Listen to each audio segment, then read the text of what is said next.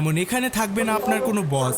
আপনি সম্পূর্ণ একা নিজের ইচ্ছে মতো ঘুমাতে পারবেন, মাছ ধরতে পারবেন, যা মন চায় তাই করতে পারবেন।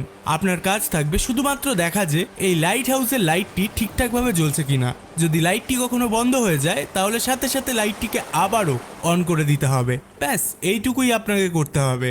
আপনি চাইলে সারা দিন শুধু পায়ের ওপর পা তুলে ঘুমিয়ে থাকতে পারবেন এবং মাসের শেষে কোটি কোটি টাকা গুনবেন।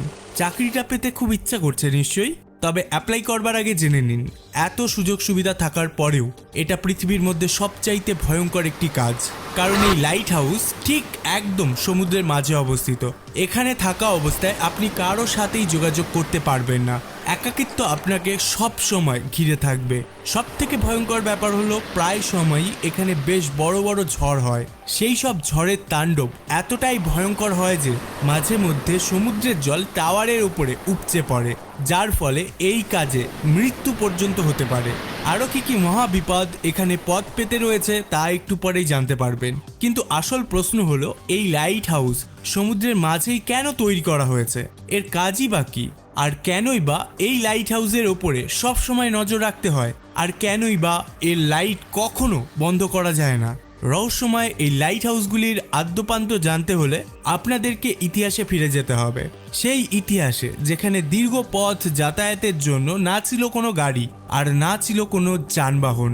তখন বিশাল লম্বা পথ পাড়ি দেওয়ার জন্য একমাত্র উপায় ছিল জলপথ। সেই সময়কালে ক্যাম্পেড মারিয়াস নামের একজন অসাধারণ নাবিক ছিলেন। তিনি প্রতিকূল অবস্থাতেও সমুদ্র ভ্রমণের জন্য বেশ বিখ্যাত ছিলেন। তো একবার তিনি তার জাহাজ নিয়ে সমুদ্রের মাঝে ঘুটঘুটে অন্ধকারের মধ্যে দিয়ে একটা জায়গা দিয়ে যাচ্ছিল।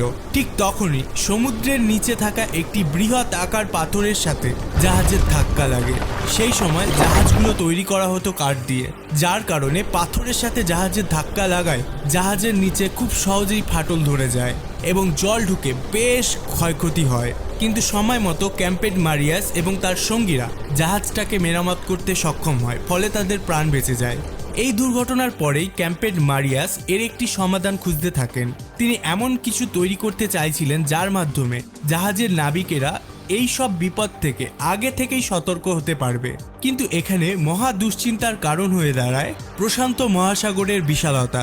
কারণ প্রশান্ত মহাসাগর এতটাই বড় আর বিশাল যে যদি 7টা মহাদেশের সম্পূর্ণ ভূমি একত্র করা হয় তবুও প্রশান্ত মহাসাগরের আয়তনই বেশি থাকবে।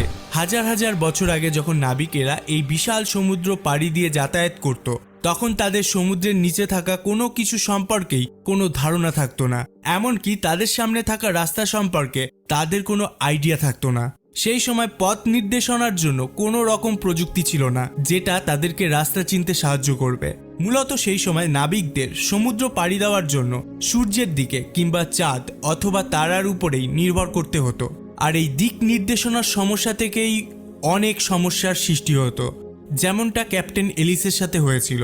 একবার ক্যাপ্টেন এলিস তার নাবিকদের সাথে প্রশান্ত মহাসাগর পাড়ি দিয়েছিলেন। তো একদিন রাতে হঠাৎ করে ঝড় শুরু হয়, পুরো আকাশ ঢেকে যায় কালো মেঘে।